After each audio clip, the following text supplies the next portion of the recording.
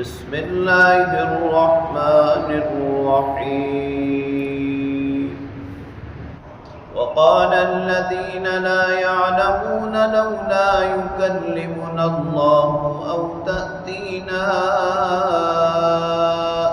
آية كذلك قال الذين من قبلهم مثل قولهم تشابهت قلوبهم قد بينا الآيات لقوم يوقنون.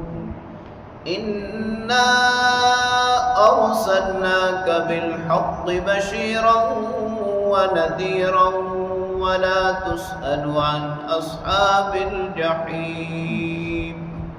صدق الله وصدق رسوله النبی الکریم.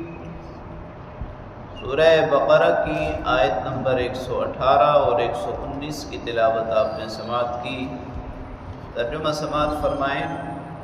وقال الذین لا يعلمون، وہ لوگ جو جانتے نہیں کہنے لگے لولا یکلمنا اللہ، اللہ تعالی ہم سے کلام کیوں نہیں فرماتے، او تأتینا آیہ، یا ہمارے پاس کوئی دلیل آ جائے.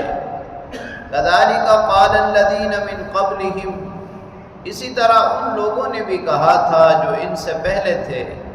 مثل قولہم، ان جیسی ہی بات. تشابہت قلوبہم، ان کے دل آپس میں ملتے ہیں. قد بینا الآیات لقوم یوقنون، ہم نے کھول کر نشانیاں بیان کی ہیں یقین کرنے والے لوگوں کے لیے. انا ارسلناک بالحق بشیرا ونذیرا، اے محبوب صلی اللہ علیہ وسلم، بے شک ہم نے آپ کو حق کے ساتھ بشارت دینے والا، ڈرانے والا بنا کر بھیجا ہے. ولا تسأل عن اصحاب الجحیم، جہنم والوں کے بارے میں آپ سے نہیں پوچھا جائے گا.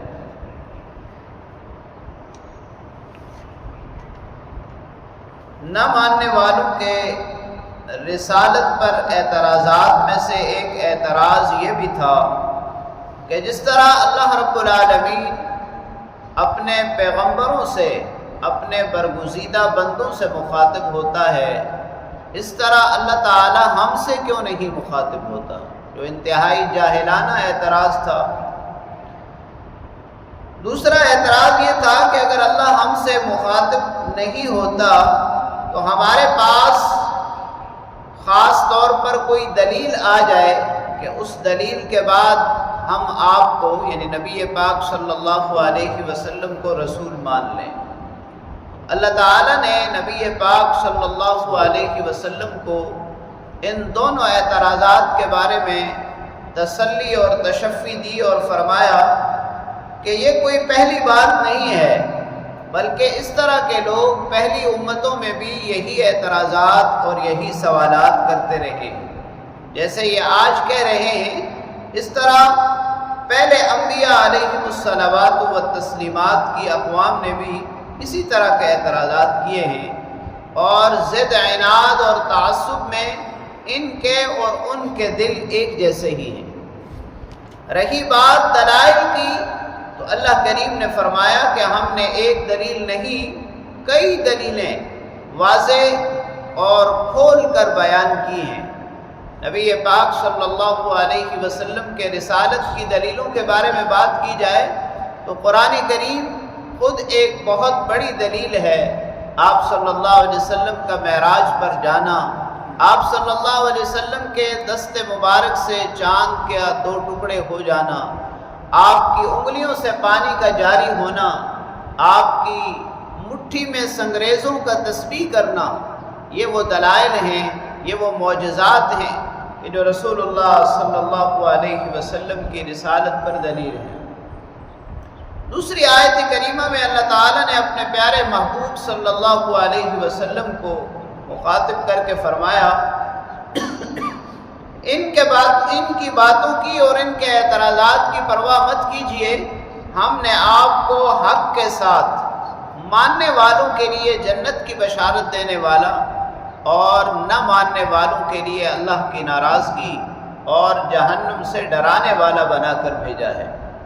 اور جو لوگ حق کے واضح ہونے کے بعد بھی باطل کے راستے پر گامزن ہیں وہ جہنم والے ہیں، ان کے بارے میں آپ سے پوچھ تاچھ نہیں ہوگی۔